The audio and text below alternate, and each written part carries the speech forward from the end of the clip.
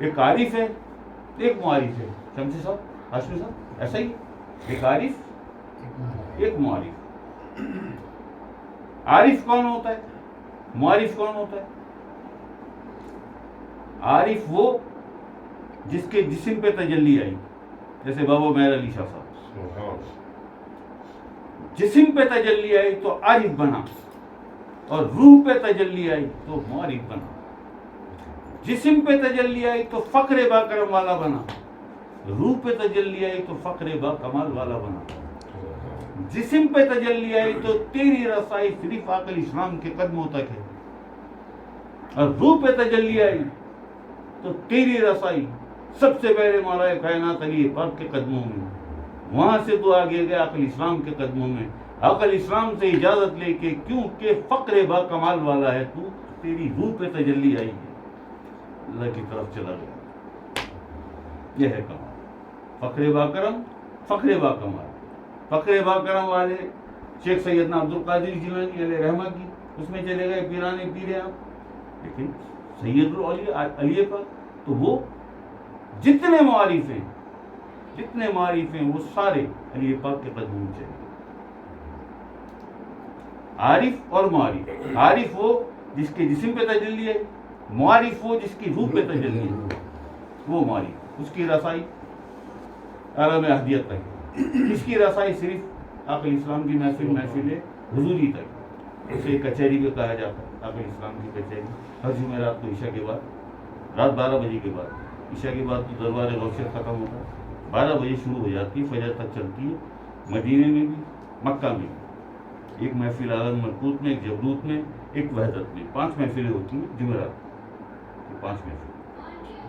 عقل اسلام وحدت میں ذاتی طور پہ آپ خود موجود ہیں، یہاں آپ کے جسے ہیں، یہاں آپ کے جسے. عالم ناسوت میں، مدینے اور مکہ میں آپ کے پاک نفس کے 2 جسے ہیں، جسے نفس مطمئنہ کہتے ہیں. ملکوت میں آپ کے قلب کے جسے ہیں، کیونکہ ملکوت تک رسائی ہے نا قلب کی. جبروت میں آپ کی روح کے جسے ہیں 3.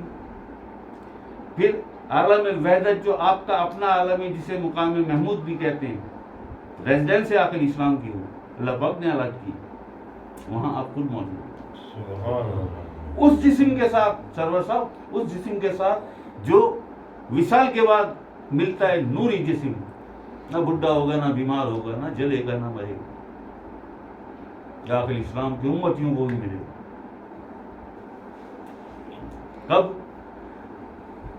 جب وہ دین اسلام کو سمجھ لیں. کچھ نہ کرو یار، چھوڑو کیا روحانیت ہے، کیا طریقت معرفت ہے، چھوڑو یار، چھوڑو. تم صرف دین اسلام کو سمجھو. قرآن کھول کے سامنے رکھو، سمجھو دین اسلام ہے کیا. دین اسلام ساری روحانیت، ساری طریقت، ساری معرفت، ساری حقیقت، سب کچھ اس میں پوشیدہ ہے. تو سمجھ تو لے یہ ہے کیا، سمجھ تو لے اسے. الکتاب لوح محفوظ کے بعد سب سے معتبر ترین کتاب قرآن پاک، قرآن کریم. صحیح ہے جی. دین اسلام کا سب سے مضبوط پلر تقویٰ. پورا دین اسلام اس پلر پہ کھڑا ہے،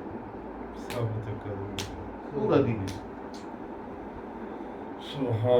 اور یہی سمجھ میں نہیں آیا آج تک، نہ مسلمان کی، نہ مومن، نہ متقی. نہ بس بات کروا لو، ساری باتیں کریں گے. وہ متقی کہتے کسے ہیں؟ جو تقوی والا ہو. ایسا ہی ہے نا. تقوی کہاں سے ملے گا تجھے؟ تقوی کہاں سے ملے گا؟ تو تقوی حاصل کر لے، قرآن کریم سے ملے گا تقوی. تقوی حاصل کر لے، طریقت بھی آ گئی، حقیقت بھی آ گئی، معرفت بھی آ گئی. تقوی حاصل کر لے. تقوی کیا ہے؟ نفس کی پاکیزگی، نفس کی پاکیزگی. قد افلح من تزکیٰ. ایسے کرے جاتا ہے. دین اسلام تقوی کی بنیادوں پر کھڑا ہو. آج ہم مسلمانوں میں کون سا مسلمان ہے جس کے پاس تقوی ہے؟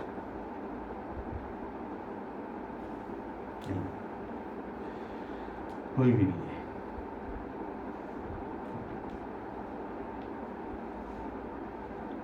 قرآن سے علم نہ مل سکے تو پھر کہاں سے ملے گا؟ کسی پیر کے پاس ملے گا؟ کسی مرشد کے پاس ملے گا؟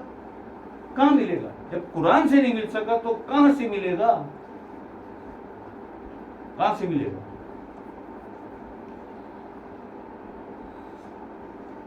تو سب سے پہلے قرآن کو سمجھ، قرآن کیا کہہ رہا ہے؟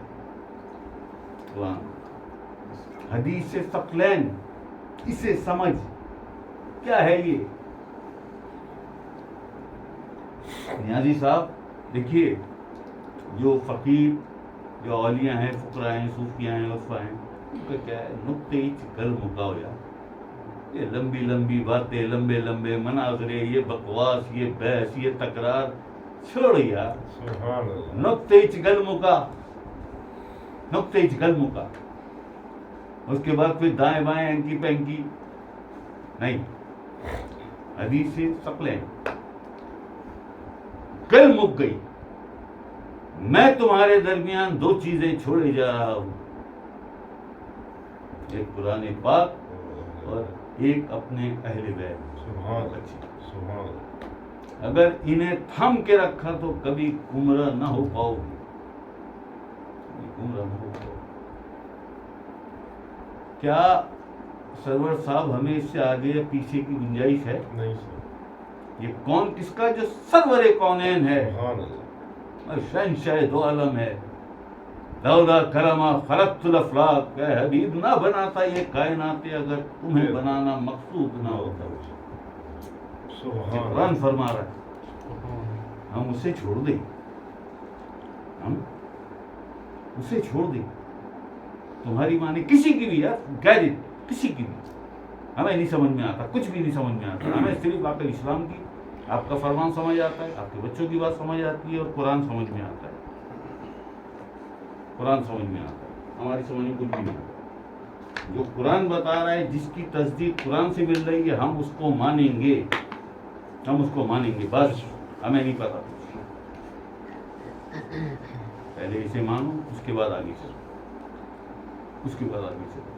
یہ تو وقت نہیں ہوا، ابھی 30-32 سال ہوئے ہیں، 30-32 سال کربلا میں لیٹا لیٹا کے ذبح کیا تم نے، زیادہ نہیں، 30-32 سال ہوئے۔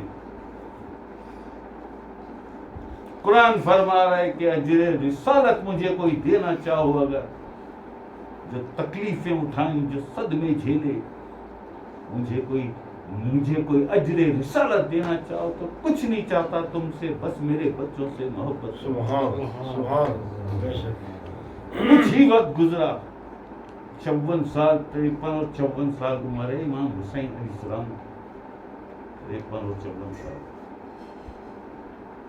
اور یہ قرآن میں موجود ہے، پڑھ چکے سب۔ اس کے بعد یہ کیا، یہ محبت کی بچوں سے، یہ محبت کی۔ سیدھا سا سوال ہے، بڑی بڑی محفلوں میں امام بارگاہوں میں کیا ہے، سیدھی بات کرو مسلمانوں، کربلا کے بعد حال کیا ہے تمہارا؟ حال کیا ہے تمہارا؟ سنبھل سکے آج تک؟ آج تک سنبھل سکے؟ نہیں سنبھل سکے، نہ سنبھل سکو گے۔ جاؤ مولویوں کے پیچھے جاؤ، علماء کے پیچھے جاؤ، سب کے پیچھے جاؤ، بات سیدھی ہے یار۔ دیکھو، علماء حق اور عالم ربانی، ہم ان کے تابع دار ہیں۔ علماء حق جو اپنے مسلک کو، اپنے مطلب کو، اپنے مقصد کو مقدم نہیں رکھتے، وہ دین اسلام اور قرآن پاک کو مقدم رکھتے ہیں، سیدھی بات ہے، ایسا ہی نا؟ انہیں کہتے ہیں علماء حق اور عالم ربانی۔ ہم خلاف نہیں ہیں، ہم خلاف نہیں ہیں، لیکن ہم ان کے خلاف ہیں جنہوں نے وہ لباس خضر میں رہزن بھی سرے راہ کھڑے ہیں، وہ گیٹ اپ کر لیا ہے علماء والا، اور وہ بیٹھ گئے جا کے علماء میں۔ ارے بیروکی، اسی کے لیے ڈاکٹر صاحب نے کہا تھا نا، لباس خضر میں رہزن بھی سرے راہ کھڑے۔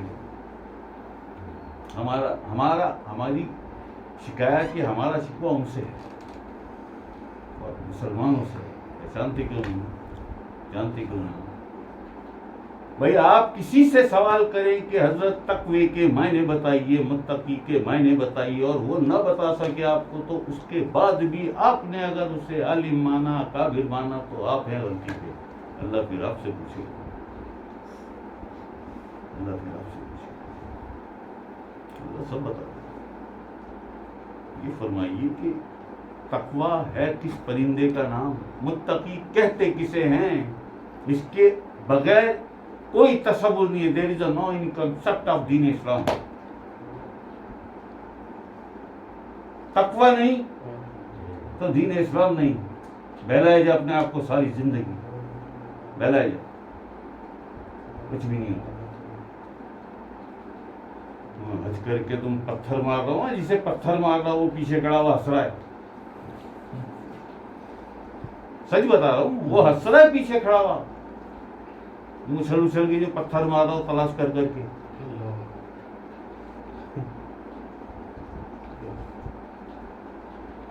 This is true. I swear.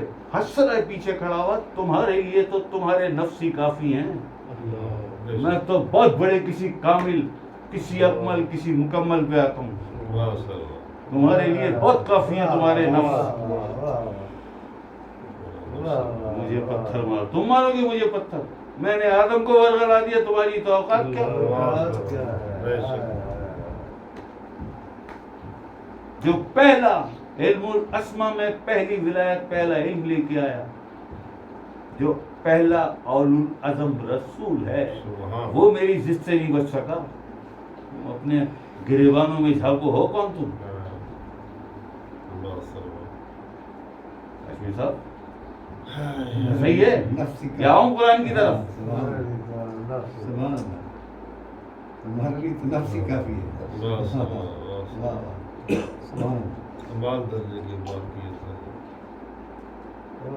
خدا پاک کی قسم سرور بھائی، میں راتوں کو اٹھ کے روتا ہوں، بلک بلک کے روتا ہوں، میں ہچکیاں بن جاتی ہیں. اور اس وقت ایک کیفیت ہوتی ہے کہ یا اللہ پاک، روز مرتے ہیں لوگ. اس کیفیت میں میری دھڑکن رک کیوں نہیں سکتی؟ روک دے دھڑکن، نہیں چاہتا جینا. اس قدر تیری نافرمانی ہوئی، جبکہ قرآن گھر میں رکھا ہے، ایک ایک دو دو تین تین قرآن گھروں میں رکھے. اتنے واضح اور صاف لفظوں میں سرور بھائی، واضح اور صاف لفظوں میں قرآن کریم میں. کیا خوبصورت بات.